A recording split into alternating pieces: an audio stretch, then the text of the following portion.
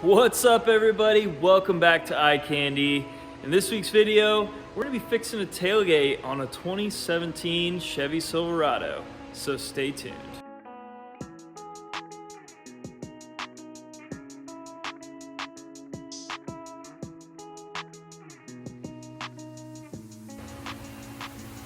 Starting in on analyzing this dent, I'm gonna see if there's any access on the backside first and try to push the dent out as much as I possibly can with anything that I can. And if I don't have access or enough access to push the dent out, I will grind down the metal and weld tabs. I might start with the maxi first and then weld tabs on and ultimately pull it out.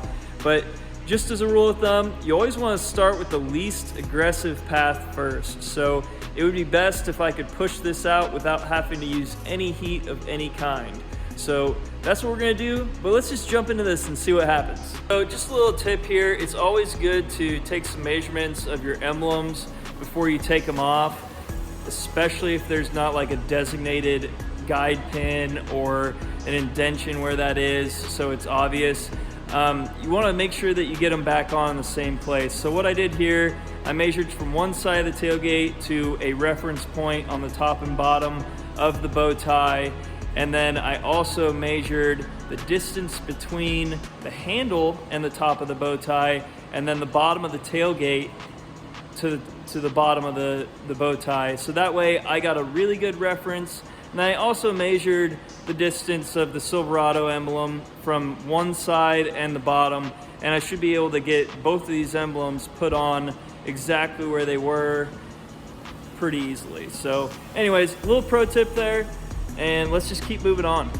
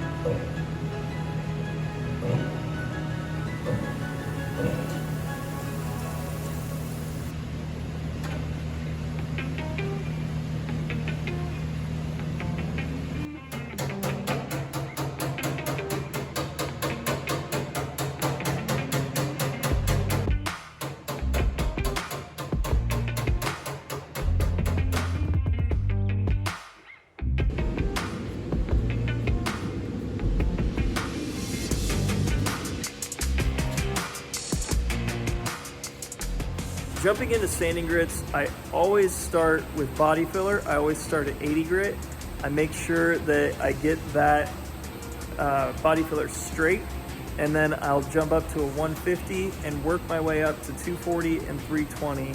And that's where I usually stop and put primer on top. I always try to DA my sand scratches out around the body filler work and never really ever run a DA over the body filler. So I hope that helps you. I'll try to keep going on the grits as we go through the process.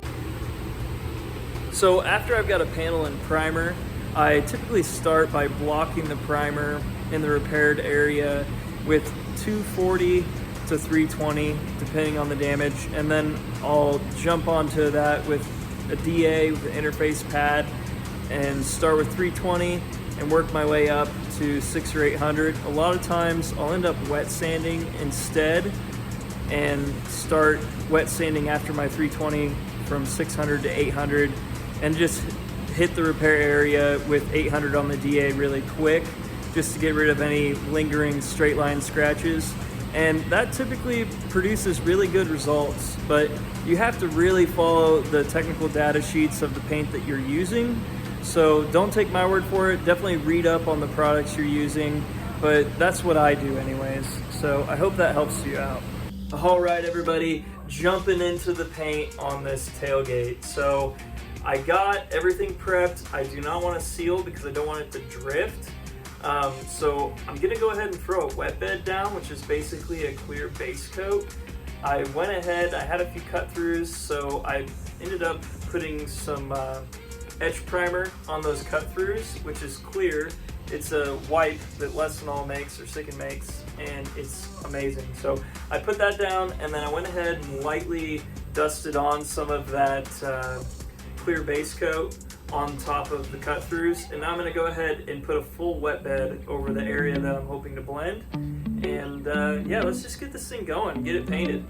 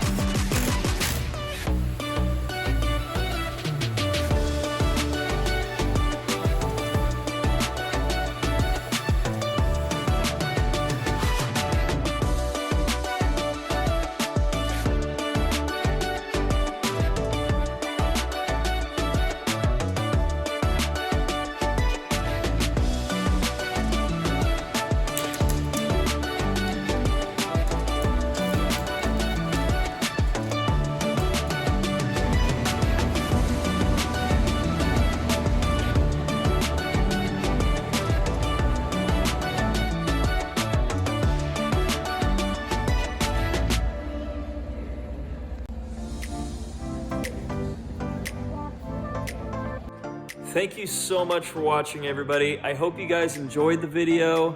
If you guys have any comments, please leave those below. But until next time, we'll catch you later.